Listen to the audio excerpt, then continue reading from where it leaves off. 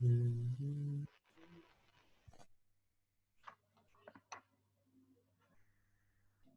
Assalamualaikum warahmatullahi wabarakatuh. Selamat pagi semuanya. Mudah-mudahan hari ini dalam keadaan sehat. Ini hari pertama masuk kuliah lagi dengan metode pembelajaran jarak jauh. Kita masuk pertemuan ke-6. Berarti minggu depan sudah pertemuan ke-7, kemudian UTS pada minggu ke-8. Kalian mungkin minggu ini akan ada simulasi ya, uji coba UTS online. Jadi waktunya tinggal sedikit lagi, harus kencang belajarnya karena tinggal 2 minggu. Kemudian pertemuan ke-6 ini bagian yang materinya itu padat sebenarnya ya. Jadi bab 6 ini materinya padat karena dia masuk ke pembahasan baru ya tentang proses costing, kemudian ada 2 metode, ada rata-rata dan ada FIFO. Nah, ini membutuhkan waktu untuk memahaminya. Karena itu saya minta untuk mempelajari video yang diberikan ya. Videonya sendiri kan kalau dilihat durasinya tuh panjang, ada 48 menit ya. Selain itu, video itu sebenarnya agak susah ya menangkap secara keseluruhan karena memang kemampuannya terbatas dengan video itu, penyajian datanya itu terbatas. Kalau misalnya untuk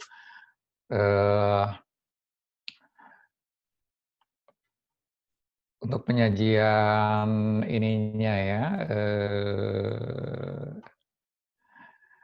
cost of production report itu kan kepotong ya, tidak bisa menyajikan secara keseluruhan gambarnya. Ya, jadi nggak bisa hanya mengandalkan video, tapi juga harus membaca konten dari buku itu. Kemudian kalau lihat dari bentuk dari cost of production report ini, itu relatif lebih kompleks dibandingkan job order ya. Jadi dibandingkan bab sebelumnya, bab 5, ini lebih kompleks ya penyajiannya.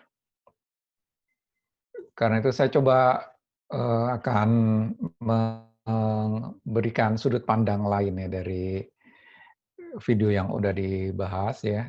Saya ingin berikan sudut pandang lain supaya lebih komprehensif. Artinya bisa melihat dari beberapa sudut pandang. Diharapkan nanti dengan bisa melihat dari beberapa sudut pandang itu nanti diharapkan lebih paham ya, lebih komprehensif pemahamannya. Gitu. Proses costing ya, jadi kalau kita lihat memang proses costing ini biasanya dipakai untuk proses produksi suatu produk yang prosesnya itu bersamaan, sama ya, dari satu kelompok barang, satu unit barang ya, satu jenis barang, itu mengalami proses produksi yang sama, beda dengan job order. Kalau job order kan tiap pesanan itu bisa jadi berbeda-beda proses produksinya. Tapi kalau di proses costing ini, proses produksinya sama. Misalkan memproduksi apa ya? Mungkin yang ada batch-nya itu kalau kalian beli produk yang ada kode batch-nya adalah obat-obatan gitu ya. Misalkan kita buat satu obat sakit kepala misalkan, itu antara satu unit obat dengan, atau misalkan satu tablet ya, satu tablet obat dengan tablet obat yang sama, itu dia menjalani proses produksi yang sama persis ya. Karena itu maka job order tidak cocok. Kenapa? Karena proses produksinya sama. Dalam hal ini yang menjadi cost objeknya bukan lagi job atau order, tapi yang menjadi cost objeknya adalah departemen, ya departemen ya biasanya. Jadi karena biasanya satu departemen itu menjalankan proses yang sama. Kalau dalam contoh buku misalnya cutting departemen ya, cutting departemen dia memproses bahan baku, memotong bahan baku, semua bahan baku yang masuk ke dalam cutting departemen itu prosesnya sama melalui pemotongan, yang menjalani pemotongan. Jadi cost of departemen. Kenapa tidak produk? Karena ya produknya sama semua, dia menjalani proses yang sama. Mungkin jumlah material yang dibutuhkan itu juga sama semua. Kemudian bagaimana merubah material menjadi bahan setengah jadi itu juga sama. Jadi yang lebih penting adalah berapa cost dari departemen itu, berapa cost dari cutting departemen misalnya. Untuk apa dihitung cost dari departemen itu? Itu nanti dibebankan ke unit yang diproduksi di departemen itu. Jadi kalau misalnya cost-nya 1.000, kemudian selama satu periode ada 100 unit yang diproduksi atau yang di-cut, yang mengalami pemotongan di departemen cutting, maka biaya per unit adalah sebesar cost departemen 1.000 dibagi unit yang diolah, yang dipotong periode itu 100, berarti cost dari tiap unitnya adalah sebesar 10. Kemudian kalau kita lihat di obat-obatan contohnya, itu kan dia menggunakan batch ya, batch. Jadi dia ketika memproduksi, mungkin obat sakit kepala diproduksi dalam bulan ini diproduksi selama 2 minggu. Diproduksi selama 2 minggu, kemudian setelah 2 minggu diproduksi obat yang lain, mungkin obat sakit perut. Nah, produksi model seperti ini namanya batch. Jadi di departemen yang sama ya, dia bisa memproduksi tidak hanya satu jenis obat ya, tidak hanya obat sakit kepala, tapi dia juga mesinnya itu bisa memproduksi obat sakit perut.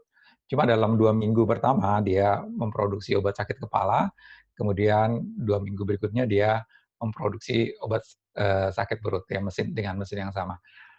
Nah, ini yang model batch. Jadi dalam satu departemen tidak harus produknya itu dalam satu periode produknya sama, ya. Jadi bisa produk yang berbeda. Kemudian kelompok produk yang diproduksi eh, dalam satu proses produksi yang sama itu membentuk satu batch, ya. Kemudian nanti ketika memproduksi obat sakit perut itu memproduksi batch yang lain. Jadi selain bisa memproduksi mesin itu bisa memproduksi berapa jenis produk ya. Kemudian kalau dalam obat kan batch itu sangat penting. Kenapa? Karena menentukan kapan dia expired. Ya, jadi kalau diproduksinya di Januari, misalnya kalau masa expirednya adalah 1 tahun, maka dia akan expired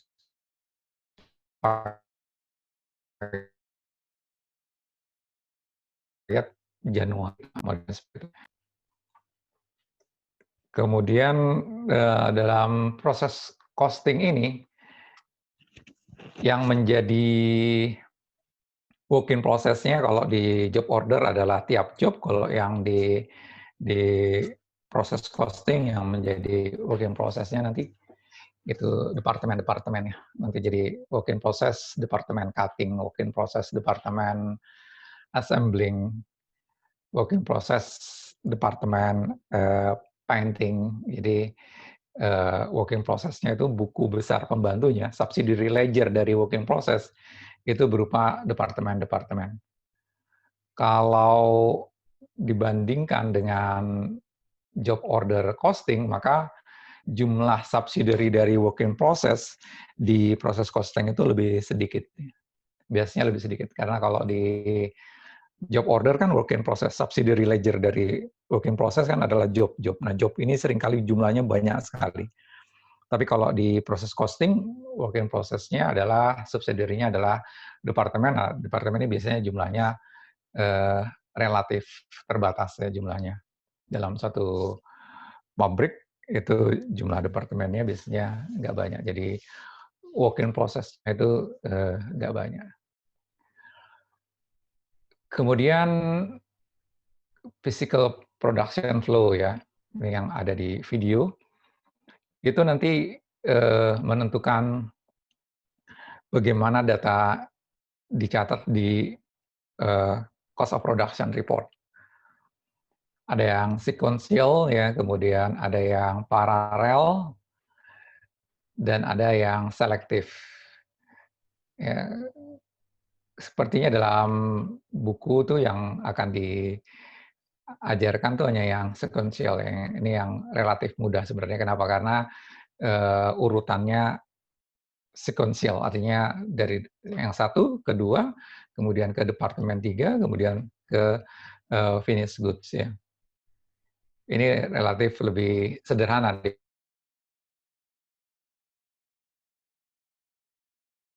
dibandingkan yang paralel dan yang paling kompleks. Secara konsep sebenarnya tidak jauh berbeda ya antara satu physical production flow dengan physical production flow yang lain, itu nanti nggak jauh beda cost of production report-nya. Hanya saja kalau dibuat cost of production report untuk selektif, maka dia menjadi rumit ya. Kenapa? Karena goods transferred to next departemennya itu bisa lebih dari satu departemen, kemudian barang yang artinya juga barang yang diterima dari departemen sebelumnya itu bisa berasal dari lebih dari satu departemen. Ya.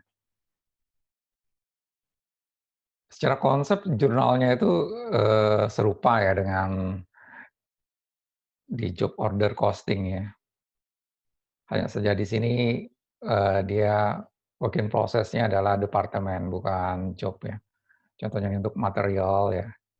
Kemudian untuk labor juga gitu, work in process-nya adalah departemen bukan job. Demikian juga dengan factory overhead ya. Factory overhead ada factory overhead control ya, menampung segala macam pembayaran ya untuk factory, kemudian yang dibebankan ke tiap departemen itu adalah applied factory overhead. Ya, nanti antara factory overhead control dengan applied factory overhead terjadi selisih, bisa under applied atau over applied ya, nanti diperdalam selisih antara under applied dengan over applied ini di bab 12 ya. Kemudian kalau seandainya cost driver-nya itu jam mesin, maka nanti menentukan berapa besar factory overhead yang di-applied, itu menggunakan jam mesin.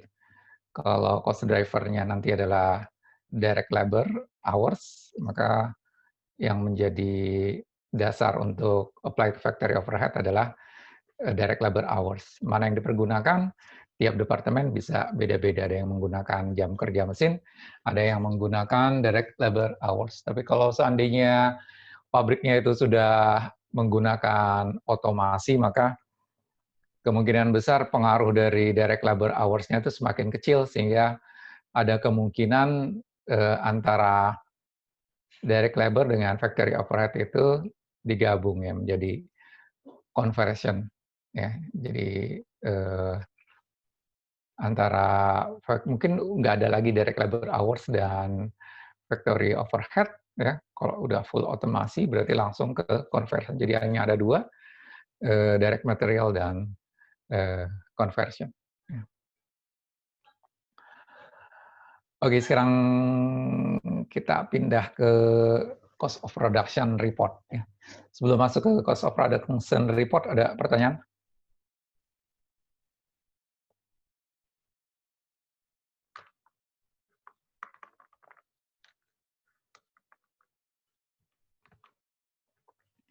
Ada pertanyaan sebelum masuk cost production report? Sudah nonton videonya belum nih? Video pembelajaran ke-6? Udah, Pak. Udah, Pak. Sudah, Pak. Ada ya? Oke. Sudah, Pak.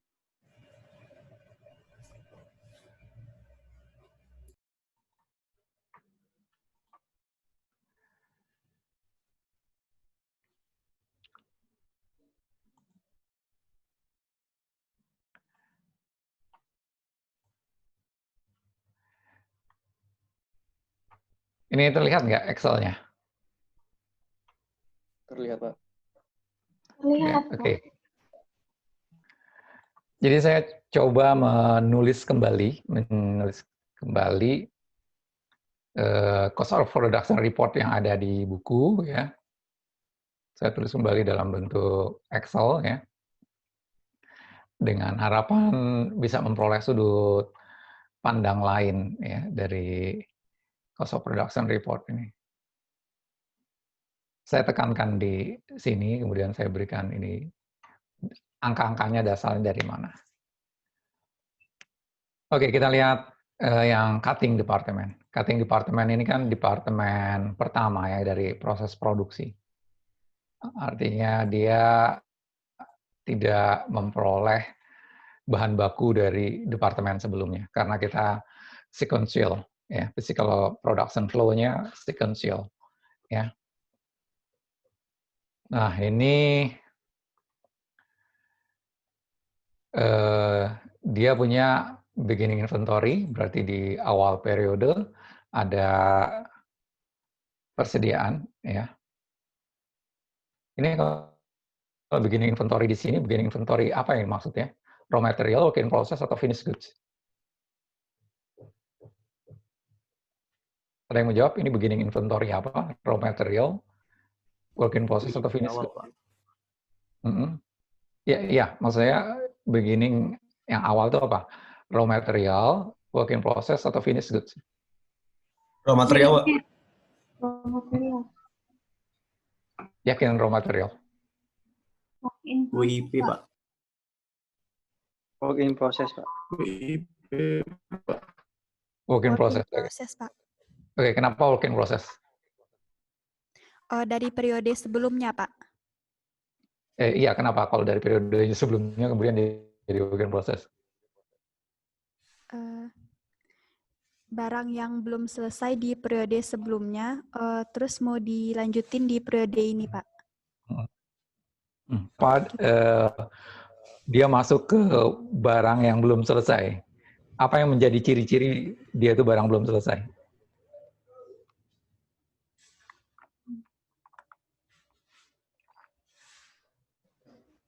Lihat dari komponen.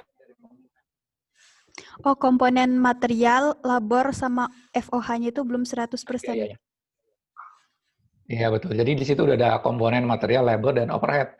Jadi kita nggak bisa bilang lagi dia itu raw material, bukan? Karena di dalamnya mungkin, ya sangat mungkin sudah ada labor dan overhead. Gitu. Jadinya dia ini sebenarnya working process ya untuk departemen cutting ini. Ya. Kalau gitu material nanti dasar pencatatannya apa? Yang menjadi dasar pencatatan material.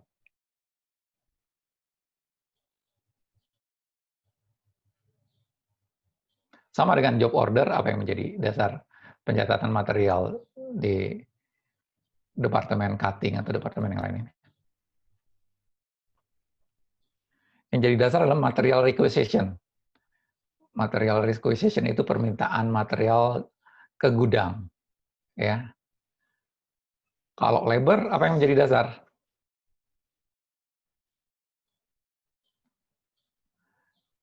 Sama dengan job order.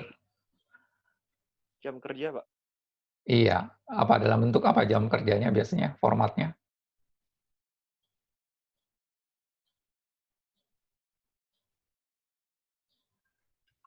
Labor time sheet ya. Bisa juga clock card ya. Jadi biasanya dia clock card atau time sheet ya dalam bentuk list itu. Jadi itu sumber datanya ya. Sama dengan job order sebenarnya. material pakai material acquisition, kemudian kalau labor pakai timesheet, jadi waktu kerja dari pekerjanya itu. Ya. Oke, jadi beginning inventory ada 100 ya. Kemudian 100 unit ini material labor overhead-nya udah 100% belum? Belum, Pak.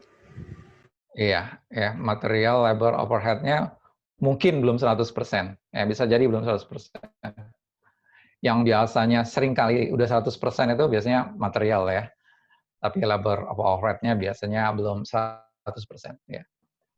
Oke, kemudian started in process this period ada 600. Ya.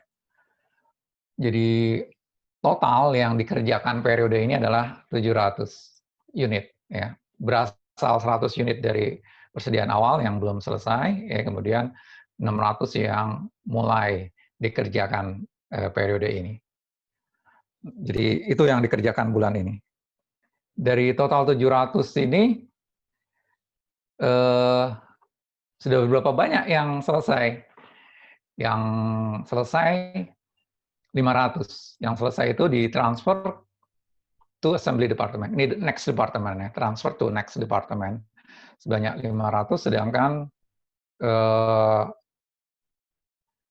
yang masih di ending inventory itu adalah sebanyak 200 unit. Ya, jadi 500 ditransfer, 200 masih di dalam ending inventory, yang periode berikutnya dia jadi beginning inventory. Ya, jadi ini yang ending inventory periode ini, nanti dia jadi beginning inventory di periode berikutnya. Pertanyaan, di ending inventory itu kan ada persentase ya, 60%, 20%, dan 40%. Pertanyaannya, ada yang bisa jawab nggak? Kenapa kok begitu jadi beginning, hilang tuh persentasenya? Di periode ke depan, dia jadi beginning kan, hilang. Kenapa hilang?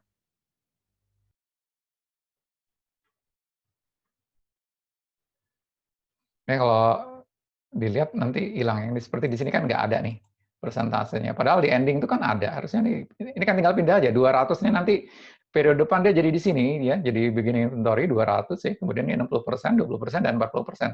Tapi kok nggak disajikan di sini? Ada yang bisa jawab?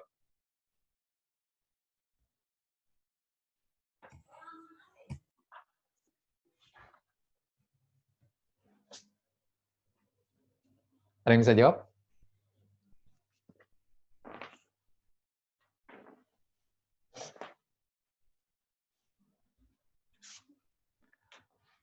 Ini karena pemilihan metodenya ya, karena ini sekarang kita bahas metode rata-rata.